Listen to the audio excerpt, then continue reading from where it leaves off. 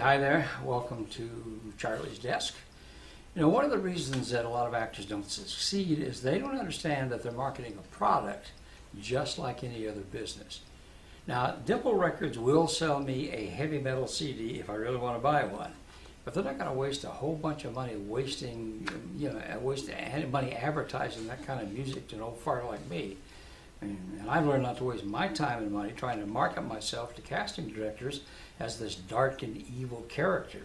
Now, I'm sure I can play one, but that's just not how most folks perceive me. Therefore, I try to use headshots that represent me as the type they seem to buy me as. You know, the cop, the farmer, you know, I'm the guy next door. I also get cast as the police lieutenant or the police commissioner or the judge. But in movies and TV, they tend to use people who are readily believable as the type and age of character that the script calls for. And there are plenty of actors out there who will fill the bill. Okay, so the question is, how do you determine your type? Well, you want to do a market survey before you put your product, which is your headshot, on the market. Best way I've come across is that was suggested by a guy named Andrew Riley. He wrote a book called An Actor's Business. I did something similar early in my career, but he has it down to a science, and I'm going to be quoting him freely. Don't just ask your acting coach or other actors or directors what your type is. Ask the public. I mean, after all, who's going to buy the movie ticket or watch the TV show that they're on, huh? Okay, here's what you want to do. Get yourself a pack of 100 3x5 index cards and divide them into categories as follows. Take half the cards and put 16 to 24 in the upper left-hand corner. Now, what does that represent? Well, most people will say an age, and by golly, they'll be right. But an age of what? Well, most people will say the age I can play. No, it's the age of the audience. Half of all movie ticket purchases and half of all primetime television is done by people in that age category. They write male on 25 of those cards, write female on the other 25. Put a rubber band around each stack, divide the rest of the cards into 5 stacks of 10 cards each, and label them under 16, late 20s, 30s, 40s, and 50 plus, and then divide each stack by gender. Now, go to a place where there are or eventually will be 100 people and start your survey. When you do this, you want to dress as neutrally as possible so that your clothes don't suggest a particular occupation. You know, wear something that either a blue collar or a white collar type might wear to a mall. Just nice casual is fine. Then, as you see somebody approaching you, we'll try to guess their age and take the appropriate card from your stacks. Put on your most charming smile and go up to the person and say something like, excuse me, like I'm not selling something. I'm doing an assignment for my acting class to determine my type. Would you please just guess my age? I mean, whatever your first impression is. And we are probably never going to meet again, so please be honest. If you're not honest, you won't be helping me.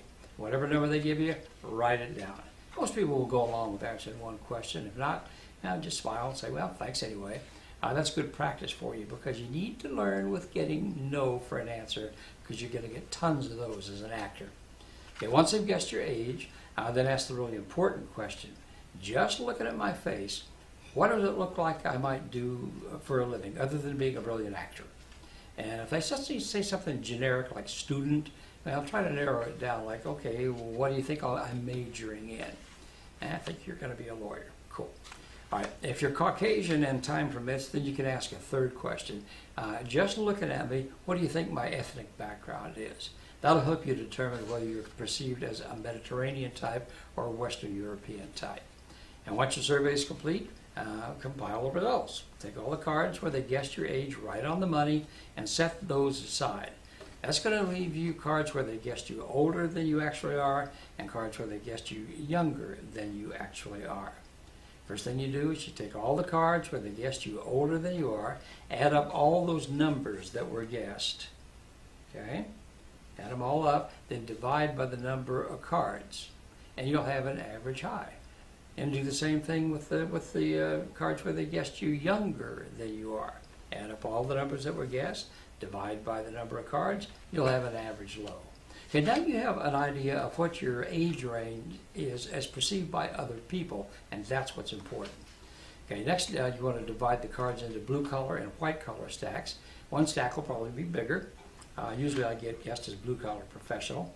and list the times each occupation within that bigger stack is mentioned. You'll probably find one occupation mentioned more than others, plus a number of votes for similar jobs. This will suggest the kind of characters that you're most likely to be cast as, and that is what your first headshot should look like. And when you go for a picture, dress as if you were going to apply for that job. Now, of course, you may have a different perception of what you want to look like, but the easiest way for you to penetrate the market in this rugged business is to just go with your strongest suit. I personally have tried desperately to look 6 feet tall and muscular, but it just ain't going to happen. So go with your strengths. Who takes the picture? A lot of good photographers in the area. Some of them get a discount to my students. I have a resource list on my website. My students all have a resource list, and the rest of you can get one. Just email me and I'll send you one. The primary thing to do, though, is to take charge of the headshot session and make sure that the photographer understands that the session is about your career, not about the photographer's. Call ahead. Let them know that, I've got something pretty specific in mind, and that's the specific type that was determined by your survey. Most important thing, though, about a headshot is that the picture should look exactly like you. I mean, when you walk in the door, the casting director should recognize you from your headshot. We talked about it last week, only light makeup. Let them see all those charming wrinkles and laugh lines around your eyes. You should get a digital file from the photographer pretty quickly after the shoot, and that's what you use to get several opinions about which shots best sell your type. I mean, I don't usually pick my own pictures. I let my agents pick them because they're the ones that are going to be selling me, and they're the ones that are going to be using them the most. Have them lap print up a couple of 8x10s. You need a smiler that shows your eyes, your teeth, shape of your face. That'll be your commercial headshot. And the other shot should be a more serious one. That's for movies and television. All you need to do is just email them to printheadshots.com for duplication. By the way, 8x10 is the industry standard. I have never one time ever been asked for my 8.5x11. Okay, 8x10, guys. Okay, always have your name printed on the front of the picture, just in case it gets separated from your resume. You don't really need to worry about that. Print Headshots is going to guide you through the process. Where to put your name, what kind of frame to get, and all that. Don't print your resume on the back of your picture. It's not a great idea. I mean, what are you going to do when you get a new job and all of a sudden your resume changes and now you got a bunch of pictures with an outdated resume on the back? Make sense? All right. And this is a ton of info, but it's really important info, and I sincerely hope that it'll be helpful to you. That's kind of it for now. So until next time, thanks for stopping by Charlie's desk.